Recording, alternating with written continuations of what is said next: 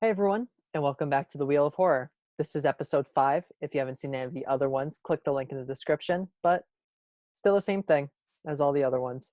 I won't list all the movies that's been on here for a few weeks because we've already seen them, but some new ones that I just added were Hereditary and Suburban Sasquatch. So, let's see what we're going to get. All right, what's it going to be? It's going to be Lake Mungo. So, thank you, Paul, for suggesting Lake Mungo. And let's get to the review. I'm so excited to talk about this movie. Lake Mungo was released in 2008 and was directed by Joel Anderson. And it's a mockumentary about the disappearance of a girl named Alice Parker. You find out that she was killed. That's not a spoiler, that's a big part of it about her being dead. And you find out a lot of the mystery surrounding it and about Alice. And honestly, this is the best movie that I have gotten suggested for the Wheel of Horror. It was so good. It kept my attention the entire time. At first, I thought I was going to be a little bored with it, and it was going to go in that direction. But oh my god, did I get invested with it. And in the end, it got so under my skin, and I felt so uncomfortable. And that's how I knew it was such a good movie. So the first time I heard about it wasn't actually from Paul, who was the person who suggested it, which thank you for suggesting it because I'm so happy I got to see it. But I actually watched Chris Stuckmann's review about it last year, and I thought it was an interesting concept, but I never watched it. And with Paul recommending it, I was like, you know what? Let's put it on, and I always hoped that I got it, and boy, I was so happy when it spun on Lake Mungo because I really wanted to see it, and it did not disappoint for me. This is a great horror film. It might not be what you expect for a horror film, and like the concept, because I think it was like the ad company did it injustice because they show it as a supernatural horror movie, but there's so much more to it than that. And having a supernatural in the title kind of makes you think of like a Paranormal Activity or like Poltergeist or stuff like that, but that's not at all what this is. At this movie's roots, it's a really sad story about grief and losing someone really important to you and how you can get through that. And the film does a great job of showing that in the parents in this mockumentary. And that's probably the greatest strength of this movie, being the concept of it and also the actors and actresses. I mean, I had to look up some of these actors and actresses because I thought they were stars in Australia with the way they were acting. But they're honestly a bunch of like no-name actors and actresses, which really surprised me because they do such an amazing job selling that this is like a real documentary. And they do have so many like nuanced things. Like if you were in front of a camera being interviewed, you wouldn't want to like cry in front of them or anything. But they do such a great job of showing that and having so much emotional depth to their character that you feel like they lost their daughter.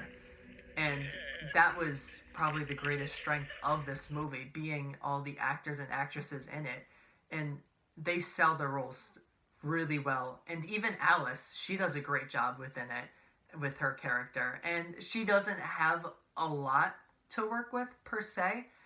But in, like, little recordings that they have of, like, her in her youth when she was younger and stuff like that, she does such a great job with it. I do want to preface the fact that this movie isn't really a supernatural like horror movie where you're gonna think it's like, you know, a Paranormal Activity, Poltergeist, where like stuff is being thrown around the house, people are getting sucked. People are getting sucked. People are getting sucked. What? Bro, what are you talking about, man? I didn't mean people being sucked. I meant like people being like transported away from their dimension, not people being sucked. But don't expect something like that because that's not what you're going to get with this movie. It's a very slow burn. Some people might find it boring, which could be a flaw with it, but I didn't personally find it boring. But I could see how people could. But it's a slow burn, and it takes you along the way with this documentary. and it inserts little clips in that are supposed to like leave you on edge, and it's effective in doing that.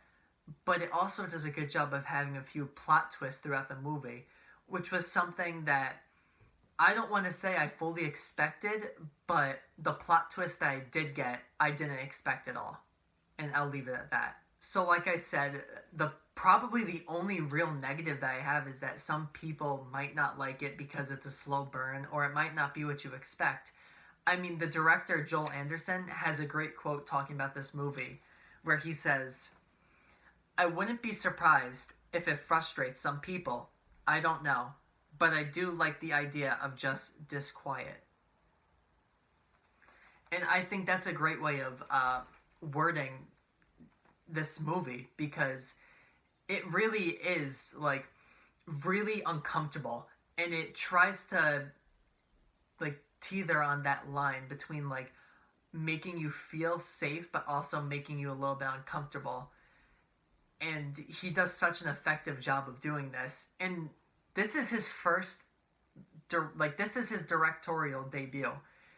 And I did not expect that at all. I mean, he looked like he knew what he was doing behind the camera the entire time.